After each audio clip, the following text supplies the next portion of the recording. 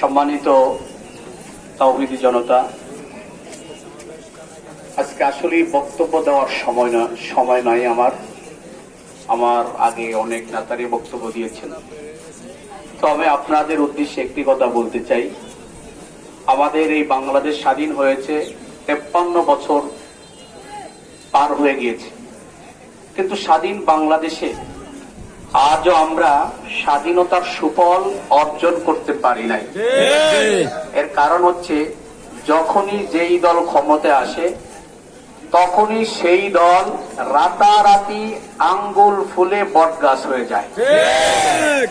এই দেশের ক্ষমতাশীল যারা আছেন তাদের পকেটের উন্নতি হয়, কিন্তু জনগণের পকেটের উন্নতি হয় না।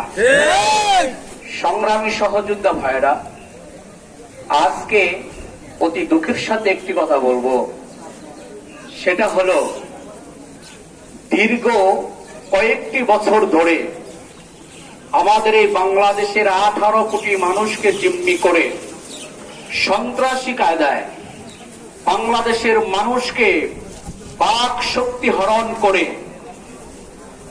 এই দেশের স্বৈরাচার সরকার শাসনের নামে বাংলাদেশকে শোষণ করেছে। সংগ্রামী তাওহীদি জনতা, সরকার চেয়েছেন আরো ক্ষমতা থাকবেন, বাংলাদেশকে একেবারে দেউলিয়া করে ছাড়বেন। কিন্তু আমার দেশের ছাত্র ভাইরা, আজকে শ্রদ্ধার সাথে স্মরণ করছি সেই রংপুরের বীর শ্রেষ্ঠ শহীদ আবু সাইদ ভাইকে, যার রক্তের বিনিময়ে আমার ছাত্র ভাইরা মাঠে ময়দানে সংগ্রাম করে, আন্দোলন করে, মিছিল মিটিং করে, বুকের তাজা রক্ত দিয়ে বাংলার জমিন থেকে স্বৈরাচার সরকারকে পদত্যাগ করিয়ে ছেড়েছেন ইনশাআল্লাহ। আমার ছাত্র ভাইরা বাংলাদেশের 18 কোটি মানুষকে স্বৈরাচার মুক্ত দেশ উপহার দিয়েছেন। প্রিয় সংগ্রামী ভাইরা, 5ই আগস্ট এই বাংলার জমিন থেকে হাজারো মায়ের সন্তানকে মায়ের বুক থেকে যিনি নিয়ে হত্যা করেছেন, হাজারো স্ত্রীকে যিনি বিধবা করেছেন, হাজারো মাদ্রাসার ছাত্রকে যিনি গুম খুন করেছেন, এই পেশিবাদী সরকারকে এই দেশের ছাত্র জনতারা টেনে হেসড়ে বাংলার জমিন থেকে পালাতে বাধ্য করে দিয়েছে।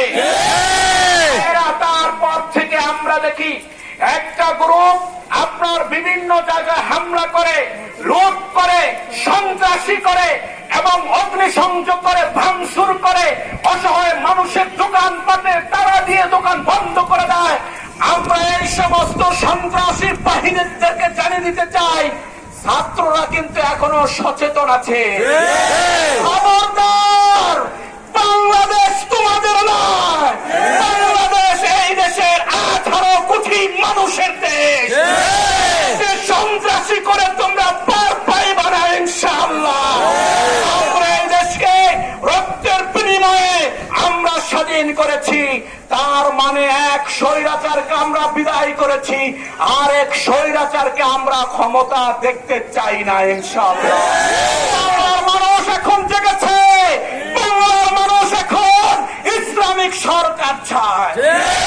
মানুষের ভাগ্যের পরিবর্তন আওয়ামী লীগ করতে পারে নাই, অতীতে বিএনপিও করতে পারে নাই।